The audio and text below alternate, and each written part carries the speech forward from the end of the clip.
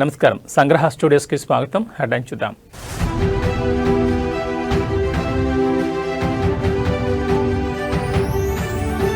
రాజమండ్రి వద్ద ఘోర ప్రమాదం, 3 బస్సులు ధ్వంసం.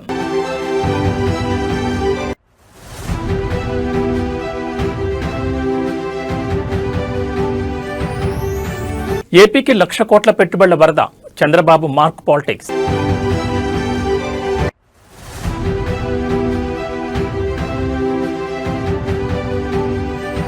సిట్ విచారణకు హరీష్ రావు, తెలంగాణ రాజకీయాల్లో హిట్.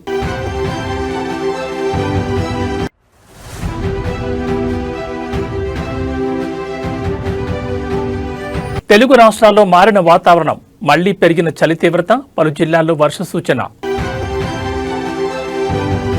ఇక డీటెయిల్స్ చూస్తే తూర్పుగోదావరి జిల్లా రాజమహేంద్రవరంలో అర్ధరాత్రి ఘోర రోడ్డు ప్రమాదం సంభవించింది.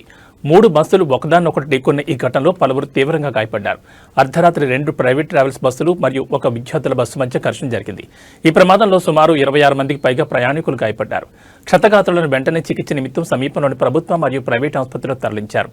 అర్ధరాత్రి సమయంలో రోడ్డుపై దట్టమైన పొగమంచు లేదా అతివేగం కారణంగా ఈ ప్రమాదం జరిగినట్లు ప్రాథమిక సమాచారం అందుతోంది. 2 ప్రైవేట్ ట్రావెల్స్ బస్సులు వేగంగా వస్తూ ఎదురుగా వస్తున్న విద్యార్థుల బస్సును ఢీకొట్టాయి. ప్రమాదం జరిగిన సమయంలో బస్సులో ఉన్న ప్రయాణికులు భయాందోళనతో కేకలు వేశారు. స్థానికులు, పోలీసులు సకాలంలో స్పందించి బస్సులో చిక్కున్న వారిని బయటకు తీసి ఆసుపత్రికి తరలించారు. ప్రస్తుతం ఆసుపత్రిలో చికిత్స పొందుతున్న వారిలో 4 పరిస్థితి విషమంగా ఉన్నట్టు తెలుస్తోంది. పోలీసులు కేసు నమోదు చేసుకుని దర్యాప్తు చేస్తున్నారు.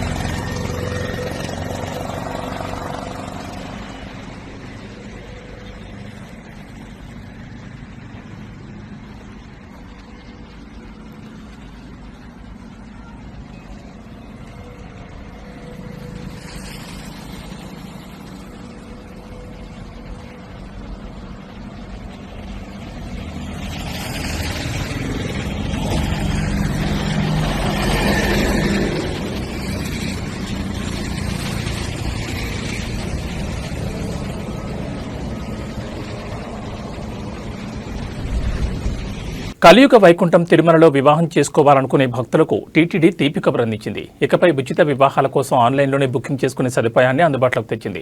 మరోవైపు సంక్రాంతి సెలవుల నేపథ్యంలో తిరుమలలో భక్తుల రద్దీ కొనసాగుతోంది. తిరుమలలో ఉచితంగా వివాహం చేసుకోవాలనుకునే జంటలు టీటీడీ అధికారిక వెబ్సైట్ ద్వారా స్లాట్ బుక్ చేసుకోవచ్చు. సంక్రాంతి పండుగ రద్దీ కారణంగా సర్వదర్శనానికి సుమారు 14 నుంచి 24 గంటల వరకు సమయం పడుతోంది. వైకుంఠం క్యూ కాంప్లెక్స్లోని అన్ని కంపార్ట్మెంట్లు భక్తులతో నిండిపోయాయి. శ్రీవారి సన్నిధిలో ఒక్కటవ్వాలనుకునే పేద మరియు మధ్యతరగతి భక్తుల కోసం టీటీడీ కళ్యాణ వేదిక ద్వారా ఉచిత వివాహాలు నిర్వహిస్తోంది. ఇప్పటి వరకు దీనికోసం నేరుగా వచ్చి నమోదు చేసుకోవాల్సి ఉండగా ఇప్పుడు భక్తుల సౌకర్యార్థం వెబ్సైట్లో ఆన్లైన్ బుకింగ్ సౌకర్యాన్ని ప్రారంభించారు. వివాహం చేసుకునే వధూవరులు తమ ఆధార్ కార్డులు, తల్లిదండ్రుల వివరాలతో పాటు వయసు ధృవీకరణ పత్రాలను అప్లోడ్ చేయాల్సి ఉంటుంది. వివాహం తర్వాత దంపతులతో పాటు వారి తల్లిదండ్రులకు ఉచితంగా శ్రీవారి దర్శనం మరియు లడ్డూ ప్రసాదం కూడా అందజేస్తారు.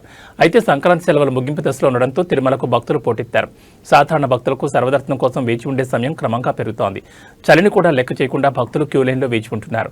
రద్దీ దృష్ట్యా సామాన్య భక్తులకు ప్రాధాన్యతనిస్తూ టీటీడీ అధికారులు ఏర్పాట్లు పర్యవేక్షిస్తున్నారు.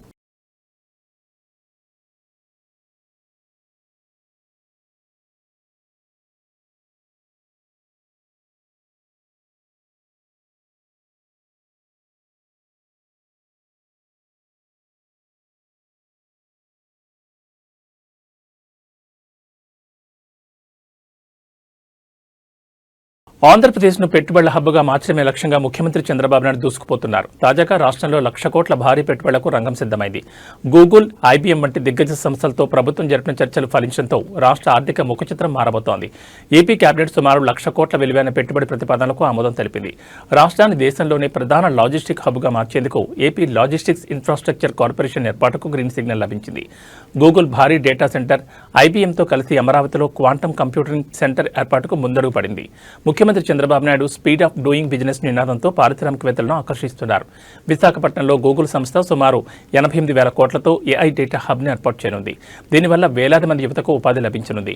మరోవైపు దావోస్ పర్యటనలో భాగంగా ఐబీఎం చైర్మన్తో భేటీ అయిన ముఖ్యమంత్రి రాష్ట్రంలో క్వాంటమ్ టెక్నాలజీ అభివృద్ధికి సహకరించాలని కోరారు. రాష్ట్రంలోని 1,053 కిలోమీటర్ల సుదీర్ఘ తీర ప్రాంతాన్ని వాడుకుంటూ వాడరేవులు, విమానాశ్రయాలను అనుసంధానం చేస్తూ భారీ లాజిస్టిక్ పార్కులు ఏర్పాటు చేయబోతున్నారు. అనంతపురం, కర్నూలు, బాపట్ల వంటి జిల్లాల్లో కొత్త పారిశ్రామిక జోన్ల ద్వారా లక్షలాది ఉద్యోగాలు సృష్టించే లక్ష్యంగా ప్రభుత్వం కార్యాచరణ రూపొందించింది.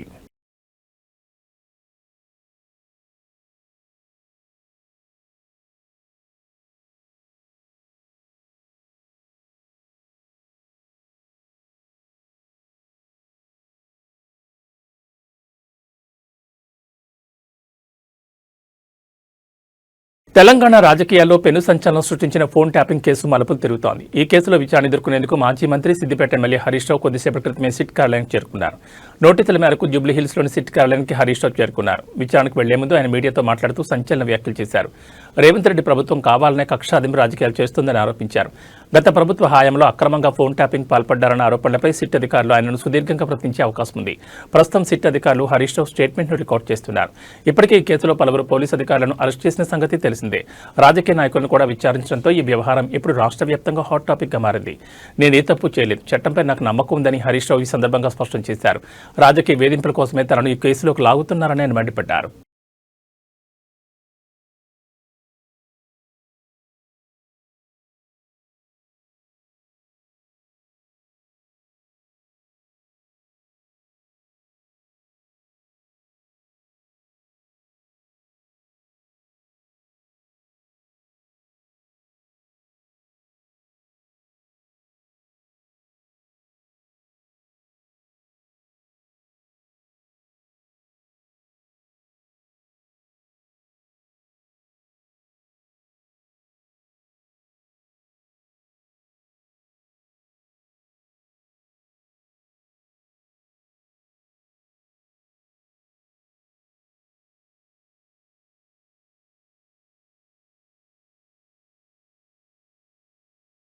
పంట పెట్టుబడి సాయం విషయంలో అన్నదాతలకు తెలంగాణలో నిరాశ ఎదురయ్యేలా కనిపిస్తోంది. కాంగ్రెస్ ప్రభుత్వం ప్రతిష్టాత్మకంగా ప్రకటించిన రైతు భరోసా అమలుపై ప్రస్తుతం సందిగ్ధం నెలకొంది.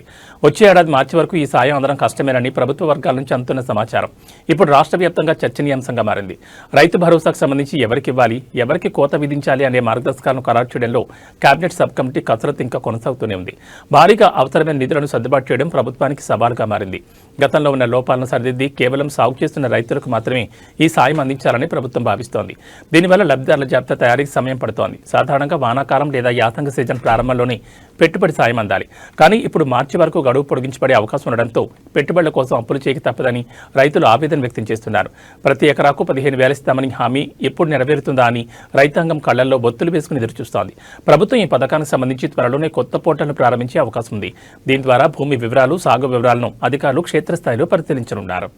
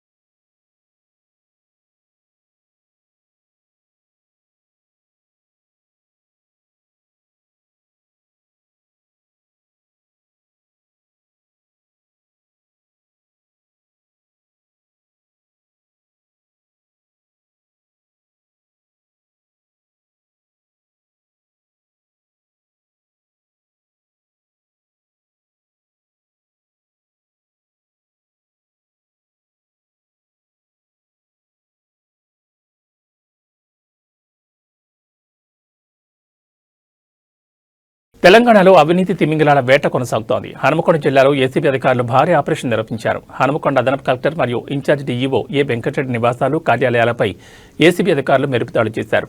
ఈ సోదాల్లో అక్రమ ఆస్తుల చిట్టా బయటపడడం ఇప్పుడు రాష్ట్ర వ్యాప్తంగా సంచలనంగా మారింది. ఒక ప్రైవేట్ పాఠశాల అనుమతుల పునరుద్ధరణ కోసం 60,000 లంచం తీసుకుంటూ కలెక్టరేట్లోని వెంకటరెడ్డిని అధికారులు పట్టుకున్నారు. భారీగా భూములకు సంబంధించిన డాక్యుమెంట్లు, విదేశీ మద్యం బాటిళ్లను కూడా అధికారులు గుర్తించారు. ఈ కేసులో వెంకటరెడ్డితో పాటు విద్యాశాఖకు చెందిన junior assistant Manoj, senior assistant గౌసుద్దీన్లను కూడా ఏసీబీ అధికారులకు తీసుకుంది. వెంకటరెడ్డి అరెస్టు వార్త తెలియగానే హనుమకొండ కలెక్టరేట్ ఎదుట రైతులు బాణాసంచా కాల్చి సంబరాలు చేసుకున్నారు. నేషనల్ హైవే భూసేకరణ విషయంలో తమను ఇబ్బందులు గురిచేశారని ఇప్పుడు ఆయన ఏసీబీకి దొరకడంపై హర్షం వ్యక్తం చేస్తున్నారు. ఏసీబీ అధికారులు ప్రస్తుతం వెంకటరెడ్డికి చెందిన బ్యాంక్ లాకర్లను, ఇతర బంధువుల ఇళ్లను కూడా తనిఖీ చేస్తున్నారు. ఆదాయానికి మించిన ఆస్తుల కోణంలో విచారణ మరింత వేగవంతమైంది.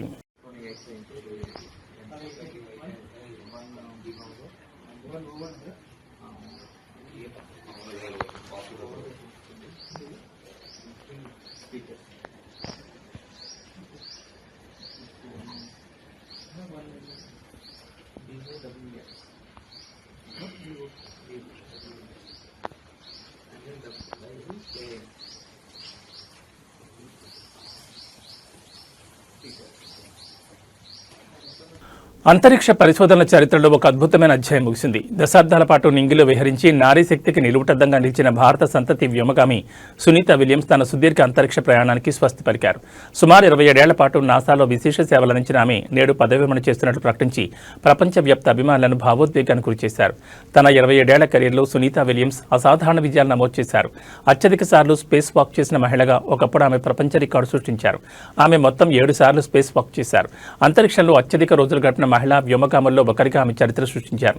తన ప్రతి ప్రయాణంలోనూ భగవద్గీతను, సమోసాలను వెంట తీసుకెళ్లి తన భారతీయ మూలాలను గర్వంగా చాటారు. ఆమె తన చివరి మిషన్లో భాగంగా బోయింగ్ స్టార్లైనర్ నౌక ద్వారా అంతర్జాతీయ అంతరిక్ష కేంద్రానికి వెళ్లారు.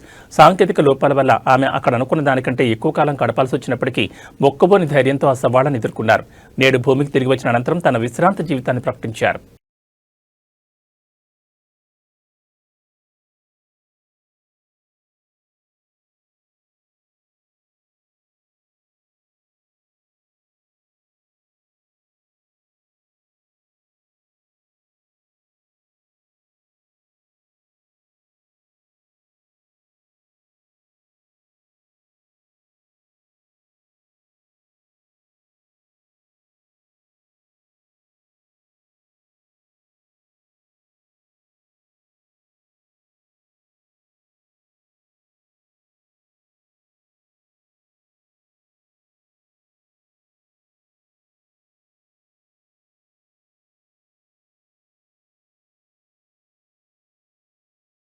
అగ్రరాజ్యం అమెరికా రాజకీయాల్లోనే కాదు, ప్రపంచ రాజకీయాల్లోనూ డొనాల్డ్ ట్రంప్ స్టైలే వేరు. ఎప్పుడు ఏ సంచలనం తెరలేపుతారో ఎవరికీ అందదు.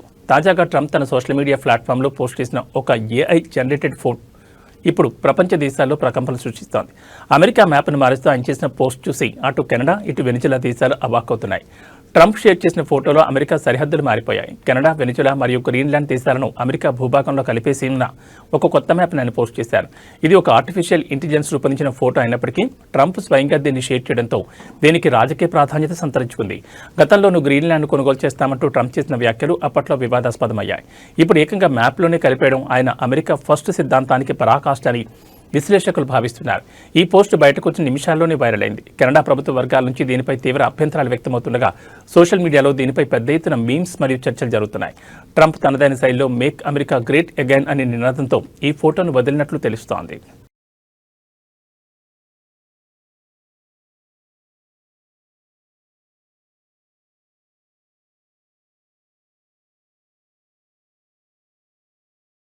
భారతీయ స్టాక్ మార్కెట్ చరిత్రలోని అతిపెద్ద ఐపీఓకు రంగం సిద్ధమైంది. అపర కుబేరుడు ముఖేష్ అంబానీ నేతృత్వంలోని రిలయన్స్ జియో పబ్లిక్ ఇష్యూకు రాబోతోంది.